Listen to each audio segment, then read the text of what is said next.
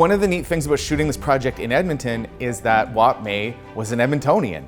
And so when we were filming all of these scenes inside planes at the Alberta Aviation Museum, it turns out that's the exact building that Wat May worked at during World War II. And we were like, how does this always happen? Every time we go to film something, it turns out Wat May actually was in that room before. So you couldn't have a more perfect place to film a documentary about Wat May than Edmonton. Love the idea of having projects that are local. These are genuinely local projects, and I think that brings a lot of value, because if we as Albertans are telling our own stories and being able to produce projects and show the world what we have, I don't think there's anything better for us culturally or for the industry. Anything that's being made here is being made by people who love filmmaking and want to do it. It's not simply a job. There is more of a sense of community, I think, in a place like Edmonton than there is in larger markets. Anytime we need crew for a certain role, there are people willing to step up to do it. Well, I love the city. I love the people. I love the spirit of Alberta. We are fierce. I think Edmonton has a great community that can really support local filmmakers to do things that you wouldn't be able to do in other centers. And we work well together. One of my favorite things about Edmonton is that we are a very diverse location. You want to film something in 1920s, you take your pick of places to go shoot this. Fort Edmonton Park, Stony Museum, Mackay Avenue.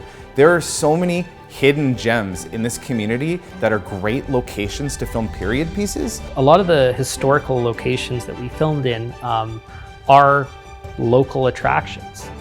The Alberta Aviation Museum is a wonderfully curated aviation museum. The Stony Plain Pioneer Museum has a ton of wonderful kind of displays about our history.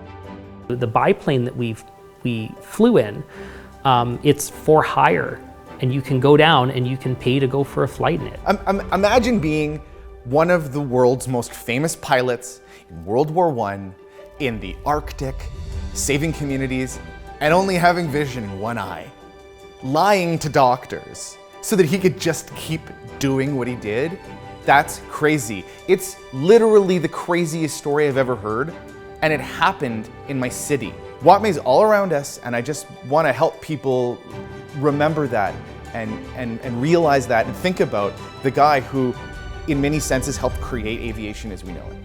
Downtown, there's Mayfield Common named after him, and there's a number of things around Edmonton that there's plaques and paintings and murals. Wat May was a part of what kind of made Edmonton grow as the center and the gateway to the north. And being able to get together as a community and tell his story, I think, is incredibly important. And the fact that IP stays in Alberta and this is a truly homegrown production. I think we need more of that. Alberta is a great place to make films because historically we have a renegade, risk-taking, entrepreneurial spirit.